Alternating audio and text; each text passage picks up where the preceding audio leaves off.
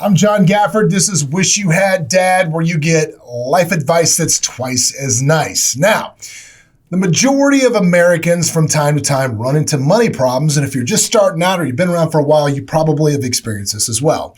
So I'm going to give you some tips today on how to run a personal budget that'll probably help you. This is the way that when I was coming up, I ran my personal budget when I actually got responsible and didn't spend myself into a nightmare. Did I smash my credit at one time in my life? Yes, I did. Was it a nightmare to get out of? Yes, it was. But budgeting and having self-control is the number one way to have a positive effect on not just your financial life, but your overall life. So the very first thing you got to do is you've got to be honest with yourself as far as what you need and what you want. The difference between what you need and what you want are, do you need a $3.75 cup of coffee every day, or do you want a $3.75 cup of coffee every day? That's a question that only you can answer, but I think we both probably know the answer. But you want to sit down and go through what I call a MOL, month of life, MOL. And in that, you're going to figure out exactly how much money you need to exist for a month.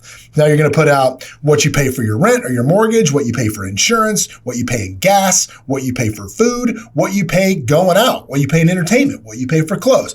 Be honest. Everything that you put out in a given month, you need to put on this sheet. Now, the very first thing is total up the bottom. And if the bottom says more than you make, you've got a problem right now. You either need to figure out how to get a side hustle and make more money, or you need to reduce expenses right now. But again, being honest it's the first step in this. Now that you know what a MOL is, you've got to reset your zero. Now, what is resetting your zero? Everybody, there's a saying out there that we always figure out a way to get exactly what we need out of life. Like if you need $100, you'll figure out a way to get $100. If you need $1,000, you'll figure out a way to get $1,000. You've got to reset your zero to where broke is not zero. Broke actually becomes 6 months of life in the bank. The reason that most Americans go into credit card debt and are broke is because they have some sort of emergency that comes up and they have no choice but to pull out that Visa and start using it for things, even though they can't pay it off at the end of the month. If you ever pull out a credit card and you can't pay it off at the end of the month, just understand you are going backwards instantly. If you have credit cards, and we'll talk ad nauseum about that in another video, but if you are not managing your credit properly, it's going to demolish you and swallow you. So work as hard as you can. My advice is when you get that list out, you know what a month of life is, I would cut back on as much stuff as I can until I can bank 6 months of my life aside. And that money is just aside. You can use Robinhood, put it somewhere where, even if Robinhood, if you store it there, you're earning, I think, 0.3% APR. You're earning a little bit of interest on that money and you can still get to it. It's better than leaving it just in a bank. Find a place where you can make even a little bit of interest on it to make it, but set aside 6 months of life so that becomes your zero. When you start to dip into that or you get below that, that's when you need to freak out and start saying, oh my God, I'm broke. Not when you're actually broke. And we've all played the ATM bingo machine where you put your ATM card and you're like, come on, just give me $20. You don't want to be that person anymore.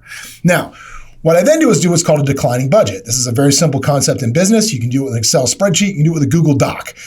This is free stuff you can get anywhere. Create a spreadsheet and just start tracking where you actually spend your money. There's a bunch of apps you can use on your phone, but I find it first to get in the good habit, run your life like a business. Set up a spreadsheet across the top that says all of your bills. You've already done your month of life. You know what you spend. Put rent, $800. Put gas, $300. And then what you need to do is every time you spend money in one of these categories, track it in the category and have it subtract down. So if your budget for entertainment is $500 and you spend $300 one night going out in Vegas, yes, you can do that very quickly. A round of drinks in some places will cost $300. You chart that on the thing. Now you got $200 left. When that number gets to zero for the month, stop. Don't pull out a credit card. You've got to start building some self-control and saying no. Now, why is this so important to have a budget? Some of you younger people are like, man, that doesn't sound like very much fun. I got to limit what I'm doing. I got to be responsible. Trust me, the more responsible you are with your budget, the more financial freedom it will lead to later. So again, to sum up, figure out a month of life, reset your zero to 6 months of that month of life, run a declining budget and track everything you spend. And when those numbers hit zero, stop. So that's that. I hope that helps you guys get back on the road to financial freedom or continue on the road to financial freedom just by doing a basic thing, which is running a personal budget. I hope that helps. Make sure you like and subscribe to the channel. And as always, like your mom says, make good choices.